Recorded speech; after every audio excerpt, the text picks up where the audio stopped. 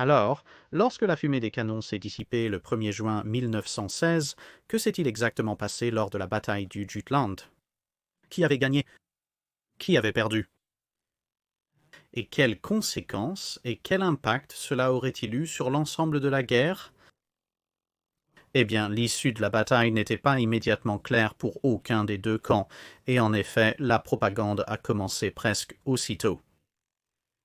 Les Allemands ont été les premiers à réagir à ce sujet. Alors même que Seydlitz reposait sa carcasse meurtrie au fond du port, le 2 juin 1916, le gouvernement allemand publia un communiqué à la presse mondiale annonçant une grande victoire, ne reconnaissant que la perte du Pommern et du Wiesbaden en échange du prétendu naufrage d'un cuirassé britannique, de 2 croiseurs de bataille, de 2 croiseurs cuirassés, d'un croiseur léger, d'un sous-marin venu de quelque part, et de quelques destroyers, ce qui, curieusement, était en totale contradiction avec la propre estimation de Scheer, selon laquelle ses forces avaient réussi à couler le Warspite, 3 croiseurs de bataille, 4 croiseurs cuirassés, 2 croiseurs légers et 13 destroyers.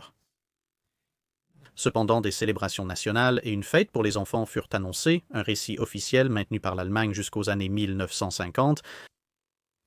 Comme la Royal Navy devait retraverser toute la mer du Nord, les Britanniques ne purent pas compter leurs pertes aussi rapidement et le retour anticipé des navires endommagés aggrava la situation, car au moment même où les Allemands diffusaient leur triomphe, tout ce que les civils de la côte et du Royaume-Uni pouvaient voir, c'était quelques navires de guerre endommagés rentrant péniblement au port. Cela semblait crédibiliser les affirmations allemandes. Alors que la flotte arrivait et les équipages débarquaient, un flot de télégrammes et d'appels se répandit dans le pays avec une confusion inévitable, car certains rentraient pour découvrir que des amis les avaient déjà signalés morts. Le Warspite, l'un des premiers cuirassés à rentrer au port, fut bombardé de charbon et d'insultes depuis le pont sous lequel il passait en rentrant pour des réparations. Le soir du même jour, l'amirauté publia une estimation préliminaire des pertes basée sur les rapports de Jellicoe.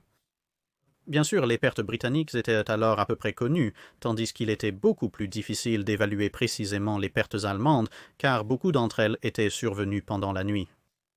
Mais la presse britannique, se s'attendant à ce que la bataille du Jutland soit un second Trafalgar, considéra le manque d'informations comme une forme de dissimulation et de secret, et adopta le récit allemand, ce qui poussa à la publication, le 3 juin, d'une nouvelle estimation des pertes allemandes, puis plus tard, le même jour, d'une troisième estimation, chacune plus élevée que la précédente. Finalement, l'amirauté affirma qu'au moins 2 cuirassés Dreadnought et 1 cuirassé pré-Dreadnought avaient été définitivement coulés, avec un autre cuirassé Dreadnought et 1 croiseur de bataille, ou peut-être 2 autres cuirassés Dreadnought, probablement coulés, ainsi que 5 croiseurs légers, 9 torpilleurs dont 3 seulement considérés comme probables, et 4 sous-marins dont 3 également considérés comme probables seulement. Néanmoins, le récit allemand domina pendant la majeure partie de la semaine, jusqu'au 7, où, ne pouvant plus le cacher, la flotte de haute mer admit également la perte du Lützow et du Rostock, bien que la perte de l'Elbing fût encore dissimulée, peut-être en raison du caractère embarrassant de sa perte causée par un navire allié. Cela commença à changer l'opinion publique, car la publication par l'amirauté des pertes britanniques coïncidait à peu près avec, voire dépassait, les revendications allemandes, avec la précision que les pertes en navires capitaux étaient de 3 croiseurs de bataille et non d'un cuirassé Dreadnought et de 2 croiseurs de bataille, tandis que l'aveu allemand d'avoir caché certaines pertes entama sérieusement leur crédibilité et persuada même beaucoup de croire à certaines des affirmations plus spéculatives de l'amirauté. Ainsi, à la fin du mois de juin, la presse internationale penchait vers l'idée d'une victoire partielle britannique, renforcée par de nouvelles informations montrant que la bataille s'était terminée avec la flotte de haute mer fuyant vers le port, tandis que la grande flotte se trouvait au large des côtes allemandes à la recherche du combat, avec cette chansonnette publiée dans un journal. Les Allemands crient victoire, mais c'est une curieuse vision, quand ce sont les vainqueurs qui fuient et les vaincus qui poursuivent. Ou, comme l'a exprimé sans détour un journal américain, le prisonnier a agressé son geôlier, mais il est toujours en prison. En juillet, les pertes humaines bien plus lourdes lors de la bataille de la Somme firent oublier pour un temps le débat en cours à la plupart des gens. Mais en vérité, que s'était-il réellement passé?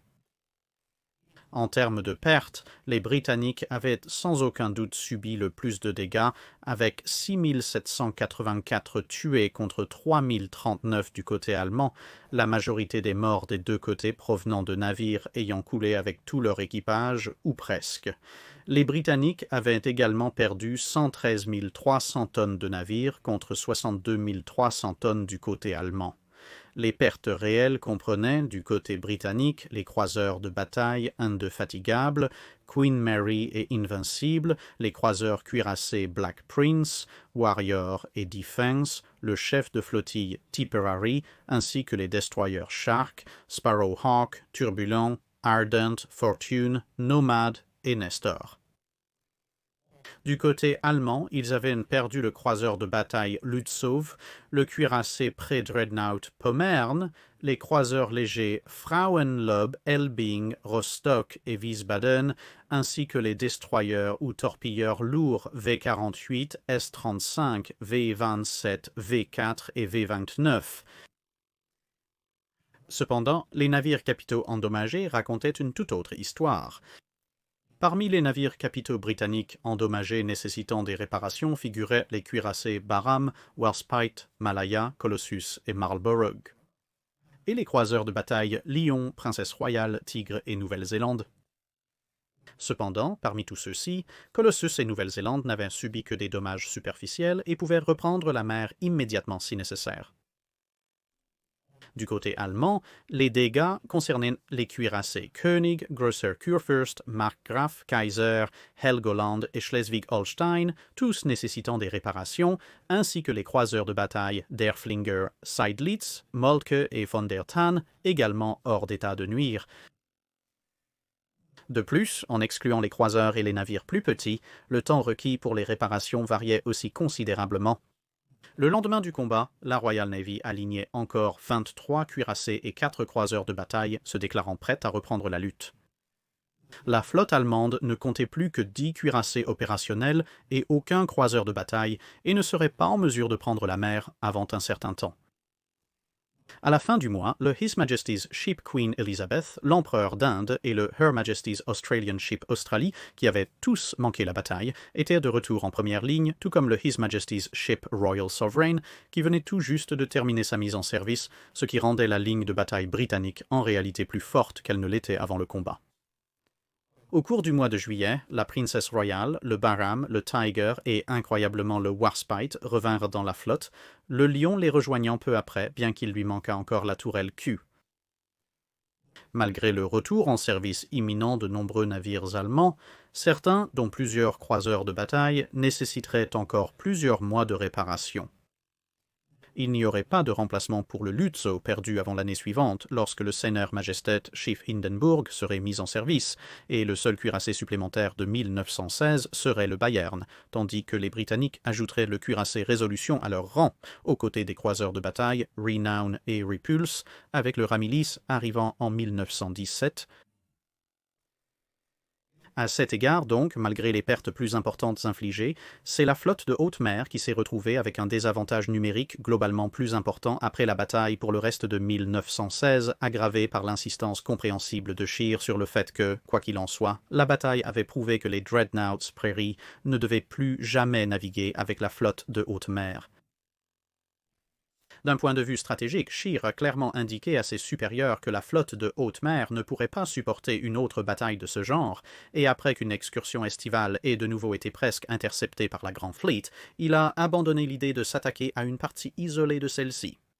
La Royal Navy avait manifestement compris la tactique et il n'avait aucune intention d'affronter toute la Grand Fleet dans une nouvelle bataille rangée.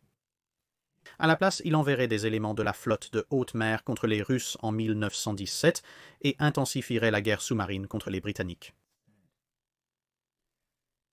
En ce qui concerne le vainqueur, il n'y a donc pas de réponse directe et sans équivoque.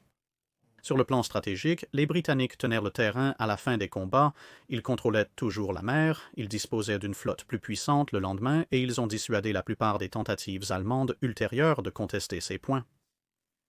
Ils ont aussi maintenu le blocus de l'Allemagne, qui continuerait d'affecter considérablement l'industrie de guerre et l'approvisionnement alimentaire allemand. mais en même temps, la flotte allemande existait toujours avec une force considérable et n'avait pas subi de pertes massives lors de l'action, ce qui signifiait que la Grand Fleet et la flotte de croiseurs de bataille resteraient en grande partie confinées à surveiller les Allemands pour le reste de la guerre, au lieu de pouvoir agir plus directement ailleurs. Tactiquement, il est facile de se référer aux pertes globales et de conclure à une défaite totale pour les Britanniques. Cependant, comme pour l'aspect stratégique, la réalité est, à mon avis, plus nuancée. Il y avait vraiment 4 flottes en mer, la flotte de haute mer, le premier groupe d'éclaireurs, la flotte de croiseurs de bataille et la grande flotte, commandée respectivement par Scheer, Ypres, Beatty et Jellicoe, et elles ont mené des actions très distinctes. Bien que les différentes phases de la bataille puissent être divisées de plusieurs façons, l'une des divisions les plus courantes est la course vers le sud, la course vers le nord, la première action de flotte, la deuxième action de flotte et les actions de nuit. Mais je pense qu'il y a une autre façon de voir les choses, Beatty contre Ypres, Jellicoe contre Scheer. Maintenant, la dernière partie, qui comprend les 3 dernières phases de la division traditionnelle de la bataille, inclut bien les croiseurs de bataille des 2 camps et leurs commandants, mais ils jouent désormais des rôles subordonnés, alors que dans les 2 premières phases, c'est essentiellement Beatty contre Ypres. Si nous séparons ces 2 actions au moment où la Grande Flotte ouvre le feu sur la flotte de haute mer à 18h31, alors, le score, si vous voulez, dans le combat Beatty contre Ypres, c'est les pertes britanniques, les croiseurs de bataille indefatigables, Queen Mary et Invincible, les croiseurs cuirassés Black Prince et Warrior, et les destroyers Shark, Nomad et Nestor. Tandis que du côté allemand, ils perdent le croiseur léger Wiesbaden et les destroyers 5517 et 5519. De plus, les Britanniques ont le Barham, le Warspite, le Malaya, le Lion, le Princess Royal, le Tiger et le New Zealand tous endommagés, tandis que du côté allemand, le Lützow est gravement endommagé, avec le Derfflinger, le Seydlitz, le Moltke et le von der Tann subissant divers degrés de dégâts. Après 1831, lorsque cela devient Jellicoe contre Scheer, les Britanniques perdent le croiseur cuirassé Black Prince, le chef de flottille Tipperary, et les destroyers Sparrowhawk, Turbulent, Ardent et Fortune, tandis que les Allemands perdent le croiseur de bataille Lützow, le pré-dreadnought Pommern, les croiseurs légers Frauenlob, Elbing et Rostock, ainsi que les destroyers 5-5 Int 8, S-35 et 5-4. En termes de dégâts, les Britanniques ont des dommages légers sur le His Majesty's Ship Colossus et des dommages sérieux sur le His Majesty's Ship Marlborough, tandis que du côté allemand, les cuirassés König, Grosser Kurfürst, Markgraf, Kaiser, Helgoland et Schleswig-Holstein sont tous endommagés, et les croiseurs de bataille Derfflinger, Seydlitz, Moltke et von der Tann sont également tous gravement endommagés. Ainsi, d'un point de vue tactique, la bataille du Jutland fut une partie en 2 temps. Ypres a remporté de façon décisive la première moitié contre Beatty, mais Jellicoe a tout aussi décisivement remporté la seconde moitié contre Scheer. Cela dit, il y avait certainement des leçons techniques à tirer pour toutes les parties, une fois la fumée dissipée. Du côté britannique, des problèmes majeurs ont été identifiés. La performance des obus, les communications et l'habitude inquiétante de plusieurs navires à littéralement se désintégrer sous le feu. Et il y avait un domaine un peu moins urgent, mais tout de même identifié à améliorer dans l'artillerie également, surtout parmi les croiseurs de bataille. La performance des obus était préoccupante. On avait observé de nombreux impacts, et les grandes boules de feu qui en résultaient étaient vraiment impressionnantes, ce qui a amené beaucoup à penser que bien plus de navires allemands avaient été coulés qu'en réalité, puisqu'un impact pénétrant générant ce genre d'explosion aurait sûrement été fatal. L'habitude allemande de zigzaguer sous le feu, ainsi que la tendance de plusieurs de leurs navires à gîter fortement en le faisant, ont contribué à cette perception, car les observateurs britanniques voyaient ce qui semblait être un impact dévastateur ou une série d'impacts, suivi par le navire allemand qui semblait sortir de la ligne avec une forte inclinaison, ce qu'ils prenaient comme un signe certain d'une inondation interne massive et rapide. En réalité, la gîte accrue de certains navires se combinait à une défaillance des obus britanniques.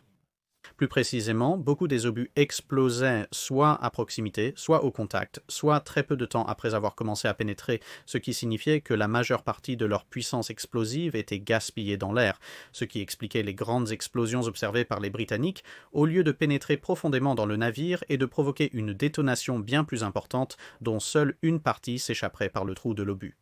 Ainsi, les deux scénarios possibles semblaient similaires à distance, et les Britanniques n'étant pas au courant des problèmes de performance des obus, supposaient le second scénario. La cause de cela était double. À certains égards, et selon certains angles de chute, en particulier à plus longue portée, les obus britanniques étaient trop fragiles et se brisaient simplement, mais de manière plus générale, aux distances plus courtes auxquelles la plupart des tirs avaient été effectués, l'explosif lyddite utilisé comme charge de rupture était très puissant mais aussi extrêmement sensible. Dans un obus perforant standard, la charge principale est relativement insensible au choc et requiert un détonateur pour l'amorcer. Cette fusée peut alors être réglée avec un retard, ce qui lui permet d'être amorcée par l'impact mais de n'exploser que lorsque l'obus a pénétré plus profondément dans la cible. Cependant, il s'est avéré que le dit était tellement sensible qu'il pouvait être déclenché par le choc de l'impact sans aucune intervention de la fusée.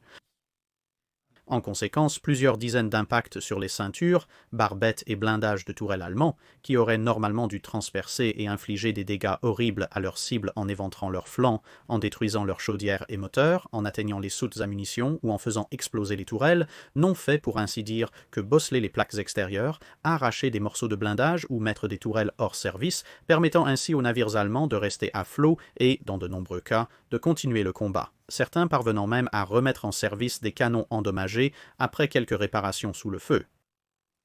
Ce problème à lui seul, s'il avait été correctement résolu, aurait pu complètement changer la liste des pertes de la bataille, une analyse ultérieure concluant que jusqu'à une demi-douzaine de navires capitaux allemands supplémentaires auraient pu être envoyés par le fond si des obus appropriés avaient été utilisés.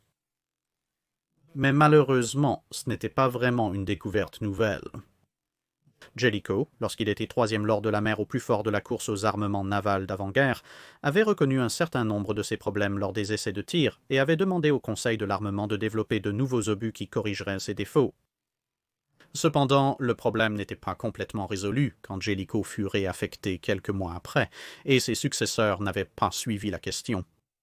Les Allemands eux-mêmes, après avoir analysé les dégâts subis par leurs navires, ont reconnu combien de fois ils avaient échappé de peu à la catastrophe, Ypres commentant apparemment plus tard que ce n'était rien d'autre que la mauvaise qualité de leurs charges explosives qui les avait sauvés du désastre. Les discussions sur l'inefficacité des obus britanniques devinrent rapidement un sujet de moquerie lors des réunions d'officiers de la marine allemande, ce qui finit par parvenir progressivement aux Britanniques par l'intermédiaire de divers contacts sociaux partagés dans les marines neutres. Dans un cas assez triste d'inertie, l'amirauté ne prit pas pleinement conscience de ce problème, et ce n'est que lorsque Jellicoe fut promu premier lord de la mer à la fin de 1916 qu'il put agir efficacement, en réaffectant les obus existants pour reléguer les pires en réserve et en lançant le processus de développement de ce qui deviendrait plus tard les obus Green Boy, qui n'arriveraient dans la flotte qu'au début de 1918, juste à temps pour que le dernier affrontement de la flotte de haute mer n'ait pas lieu. Après la guerre, des tests de ces obus contre le cuirassé allemand Baden montrèrent que le nouveau type avait des performances considérablement améliorées. Les communications étaient un problème épineux en dehors du besoin tacite d'avoir des officiers de transmission qui savaient ce qu'ils faisaient, car le niveau de clarté et de conformité aux signaux de pavillon dans pratiquement toutes les parties de la Royal Navy qui ne prenaient pas d'ordre du His Majesty's Ship Lion avait été bien plus élevé. Cela mis à part, il y avait une reconnaissance générale que, avec autant de navires espacés sur de telles distances, surtout une fois la fumée des cheminées et des canons impliqués, lire les signaux de pavillon était déjà assez difficile dans le meilleur des cas, avant même que le temps maussade puis l'obscurité du champ de bataille ne viennent compliquer les choses.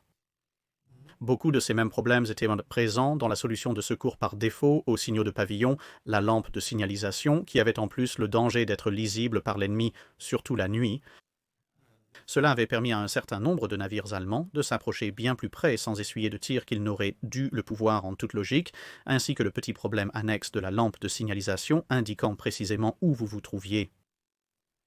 Bien que la radio ait été relativement répandue dans la Grande Flotte, il y avait une réticence générale à l'utiliser qui provenait d'une application excessive de la politique relativement sensée de minimiser les signaux radio lors de la navigation générale afin de réduire les risques d'interception par l'ennemi. Alors que l'utilisation beaucoup plus libérale de la radio par les Allemands s'était avérée plus efficace pour eux au combat, mais c'est aussi ce qui avait permis à la Grande Flotte de savoir qu'ils étaient en mer dès le départ. Il y avait aussi la possibilité de brouillage allemand et, en particulier lors des actions nocturnes, une réticence générale à réellement communiquer avec les échelons supérieurs du commandement lorsqu'on pensait à tort qu'ils pouvaient voir eux-mêmes ce qui se passait, ou même pour beaucoup de ces officiers à réellement faire preuve d'initiative. À l'exception de situations désespérées comme Windy Corner ou d'officiers comme Sturdy qui étaient gardés près du centre de la flotte parce qu'on estimait qu'il était un peu trop indépendant d'esprit. Tout cela allait conduire à une série de réformes comprenant de nouveaux signaux, une plus grande liberté d'action pour les commandants d'escadron et des instructions explicites pour rapporter ce qui était observé, ainsi qu'à faire preuve d'une pensée plus indépendante en toutes circonstances, même si beaucoup de ces changements culturels seraient un plus progressifs et incrémentaux que certaines questions purement techniques plus faciles à résoudre. Mais peut-être que la question la plus immédiate était de savoir pourquoi 3 croiseurs de bataille et 2 croiseurs cuirassés avaient explosé comme d'énormes bombes flottantes, alors qu'un ou 2 autres navires, comme le Lion, n'avaient échappé que de justesse à un sort similaire. Ici, les problèmes étaient nombreux et complexes, compliqués par une confusion d'informations, en partie délibérée et en partie accidentelle, dans les années qui ont suivi la bataille. Et si cela ne suffisait pas, même une fois tout cela résolu, les détails concernant la perte des grands navires ne sont toujours pas entièrement uniformes. À l'époque, et plus tard, une grande attention a été portée aux problèmes liés au manque de blindage des croiseurs de bataille britanniques, ce qui a été confondu avec l'idée que le blindage du pont était insuffisant. Ce dernier point peut être immédiatement réfuté.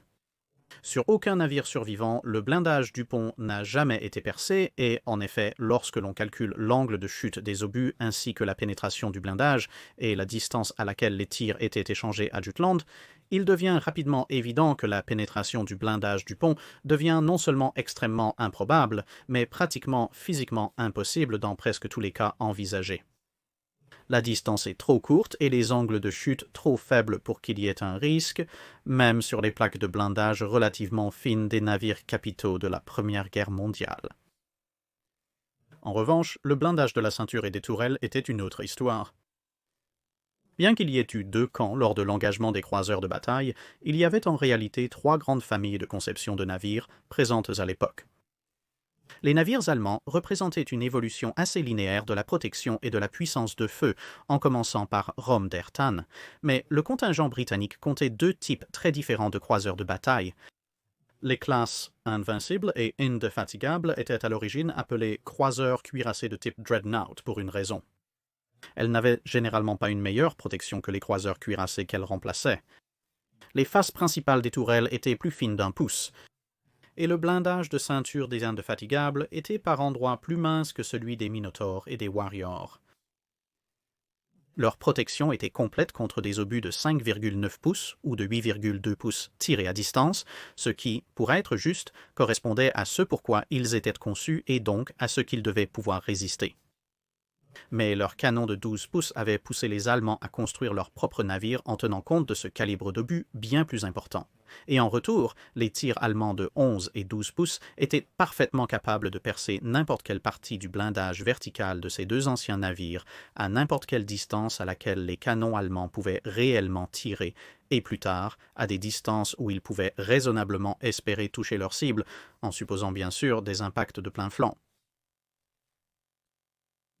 Inversement, la réponse britannique à la réponse allemande, le Lion, le Princess Royal, le Queen Mary et le Tiger, bien qu'ils n'étaient pas aussi lourdement blindés que les navires allemands, avaient tout de même 9 pouces de blindage sur leur ceinture principale et la face de leur tourelle, ce qui était généralement suffisant pour arrêter un obus de 11 pouces à la plupart des distances raisonnables et un obus de 12 pouces à des distances de combat moyennes à longues, ce qui a été confirmé par les terribles pilonnages subis par des navires comme le Tiger sans qu'il y ait de brèche majeure dans leur système de protection.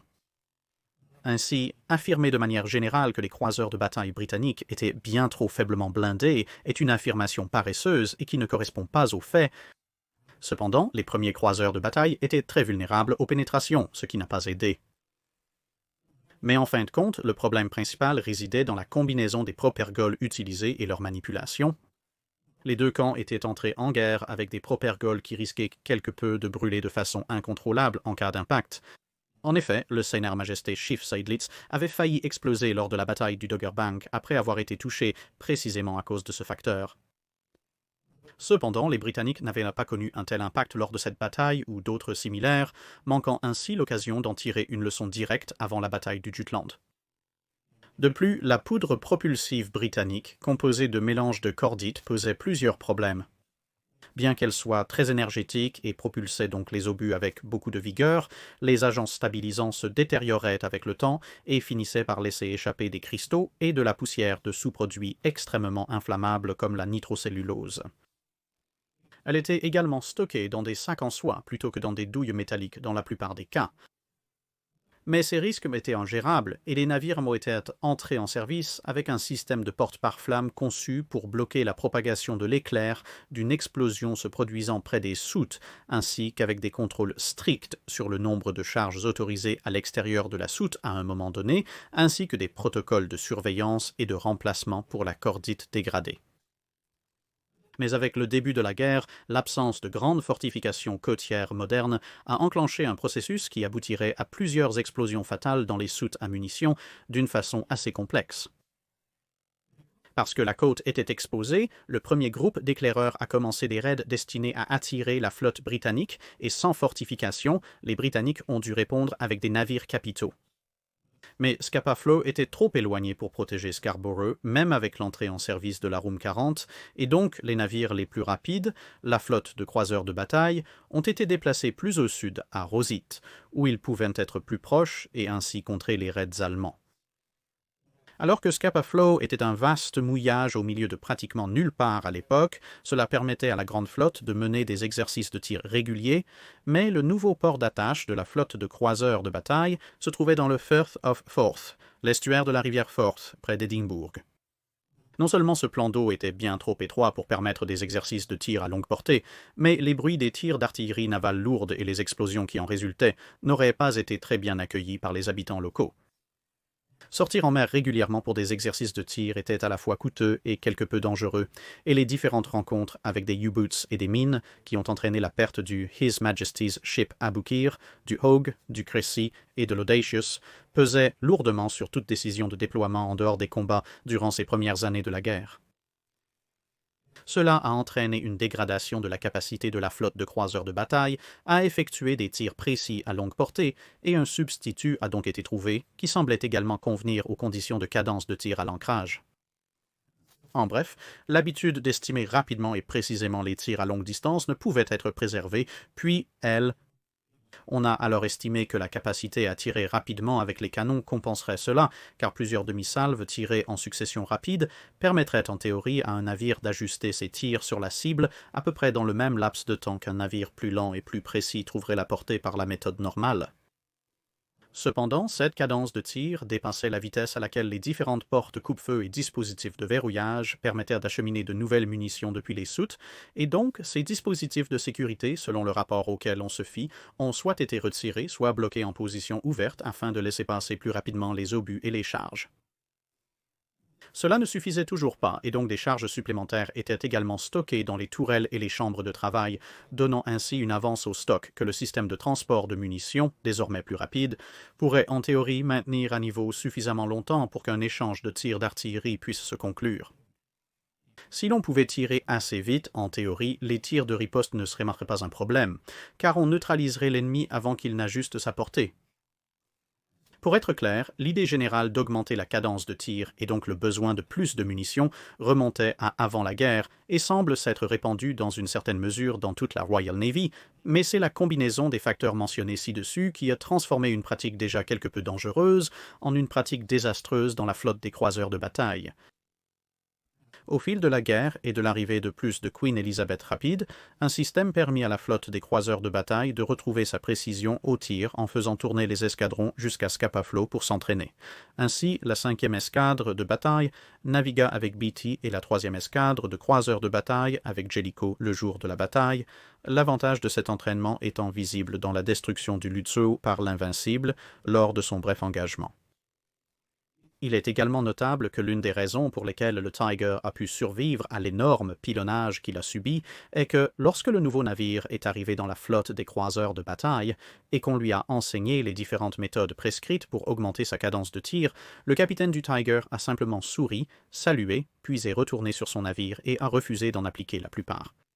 En effet, ailleurs aussi, le sentiment commençait à se répandre que les choses étaient peut-être devenues un peu trop dangereuses, car à bord du His Majesty's Ship Lion, les canonniers mettaient également en place des mesures pour réduire le nombre de charges propulsives en dehors des soutes à munitions et refermer certaines portes coupe-feu, ce qui a probablement aidé lors de la bataille. Mais ces pratiques ont abouti à un système où, en cas d'impact traversant le toit ou les flancs de la tourelle, ou une autre partie de la tourelle ou de la barbette, au lieu d'avoir une petite flambée causant quelques dizaines de victimes, une combustion beaucoup plus importante de cordite se produisait. Cela se propageait le long des systèmes ouverts de manutention des munitions, et à cause de la pression accrue due à l'empilement des charges, même si les portes coupe-feu étaient fermées, elles n'étaient pas conçues pour supporter cette surpression excessive, et dans tous les cas, le feu atteignait les soutes à munitions. Une fois là, à moins que la soute n'ait déjà été inondée, comme avec la tourelle Q du Lion, la soute à munitions brûlait et le navire devenait brièvement une gigantesque bombe artisanale. L'incident dans la tourelle du Lion était révélateur de ce qui pouvait arriver ailleurs. L'impact lui-même n'a pas provoqué la surpression mortelle, mais une reprise de feu quelque temps plus tard, déclenchée par un morceau de métal encore chaud, l'a fait. De la même manière, les deux explosions à bord de l'Indefatigable, la première qui a soufflé la poupe et l'a paralysée, et la seconde qui a fait exploser les soutes avant, semblent avoir été séparées des impacts réels qui en sont probablement la cause première d'environ 30 secondes ou plus. Du moins en interne, une semaine après la bataille, la Royal Navy était relativement certaine que ces pratiques en étaient la cause, ou du moins une grande partie. Des entretiens ultérieurs avec des survivants ont confirmé ces conclusions. Bien qu'il ait laissé le problème se développer sous son commandement pour lui rendre au moins un peu de crédit, BT a agi assez rapidement après coup en émettant un certain nombre d'instructions pour des améliorations, certaines nouvelles, d'autres aussi horriblement simples que de réinstaller la protection contre les retours de flammes qui avaient été retirés. La Grande Flotte était relativement satisfaite de son système de tir à direction centralisée, généralement supérieur à celui des Allemands, permettant d'obtenir plus de coups au but, même si le pacte avec les puissances supérieures des canonniers de l'Iron Duke semblait difficile à reproduire dans toute la flotte. Cela dit, il a été recommandé de moderniser la flotte avec les nouveaux télémètres plus grands qui équipaient les Queen Elizabeth et les Ars, tout en étendant les dispositifs de tir à direction centralisée pour inclure également les petits navires ainsi que les batteries secondaires des cuirassés. Du côté allemand, deux principaux problèmes techniques ont été identifiés, le manque de puissance de feu et le manque de portée des canons. Dans les deux cas, il s'agissait de problèmes que les Allemands avaient déjà en partie reconnus, mais le fait que Tiger et Princess Royal aient encaissé de multiples coups des canons allemands sans trop de difficultés, alors que même quelques coups des obus britanniques, certes défectueux mais nettement plus gros, avaient rendu plusieurs de leurs propres croiseurs de bataille inaptes au combat malgré une meilleure protection, soulignait que le canon de 11 pouces n'était vraiment pas adapté à un affrontement avec les navires plus modernes de la Royal Navy, et que le canon de 12 pouces était probablement à peine suffisant. La classe Bayern était déjà passée au canon de 15 pouces contre les canons de 12 pouces des König, et du côté des croiseurs de bataille, le Hindenburg avait déjà été lancé, donc il y avait peu à faire de ce côté-là, mais les 4 premiers des 7 Mackensen prévus étaient déjà bien avancés dans leur construction. Cela les rendait bien trop coûteux à reconstruire avec un armement plus important, même s'ils avaient déjà été prévus avec des canons de 350 mm, soit 13,8 pouces, mais les 3 derniers n'avaient pas encore été mis sur cale et le projet fut donc modifié en classe Ersatz York, pour laquelle ces navires recevraient une amélioration avec des canons de 15 pouces afin d'égaler ceux des Bayern. De même, les plans du successeur prévu de la Bayern, le L-20E Alpha, furent ressortis et l'armement fut également augmenté, passant cette fois de canons de 15 pouces à des canons de 420 mm, soit 16,5 pouces. En ce qui concerne la portée, l'élévation des canons avait déjà été quelque peu augmentée sur un certain nombre de navires, mais désormais les nouveaux modèles étaient modifiés pour avoir une élévation encore plus importante dès le départ, et les navires en service étaient rappelés pour que leurs propres tourelles soient également modifiées afin d'augmenter encore l'élévation maximale et donc la portée. Hyper avait été parfaitement conscient du risque d'être dépassé en portée lors de ces combats, et bien que les erreurs de Beatty lui aient permis de se rapprocher pendant que la flotte des croiseurs de bataille abandonnait cet avantage particulier, le fait que les Queen Elizabeth aient pu engager le combat plusieurs minutes avant qu'ils ne puissent même tenter de riposter a pesé lourdement dans ses recommandations après la bataille. À long terme, la flotte de haute mer sortirait rarement à la recherche d'une bataille de flotte et, en effet, serait retirée s'il semblait que la Grand Fleet était de sortie. En 1918, face à un ordre de prendre la mer contre les Britanniques, qui avait désormais été renforcé par le 6e escadron de bataille composé de navires de guerre américains, les marins de la flotte de haute mer se sont mutinés à la place. L'essentiel de la flotte serait alors amené à Scapa Flow sous les canons de la Grand Fleet, pour ensuite se saborder lorsque l'on a compris que la flotte devait être livrée aux Alliés victorieux. Ayant servi avec Ypres dans le premier groupe de reconnaissance, le futur amiral Raeder commandera ensuite la Kriegsmarine pendant la plupart de la Seconde Guerre mondiale. La Royal Navy tirerait les leçons de la bataille du Jutland. Le contrôle a été assoupli, l'agressivité encouragée et l'entraînement au combat de nuit intensifié. De nombreux officiers présents à la bataille du Jutland ont par la suite commandé des théâtres d'opération et des flottes pendant la Seconde Guerre mondiale, influençant ainsi la conduite de la Royal Navy durant ce conflit. Mais jamais plus des flottes de bataille massées ne s'affronteraient sur les hautes mers. Le traité de Washington marquerait la fin de telles lignes de bataille massives en tant que telles. Et la prochaine fois que les grandes flottes du monde s'affronteraient, ce serait avec elles dispersées à travers le monde dans une douzaine de petites actions, toutes sous l'ombre des avions et des porte-avions qui finiraient par supplanter le cuirassé en tant que navire principal d'une grande marine.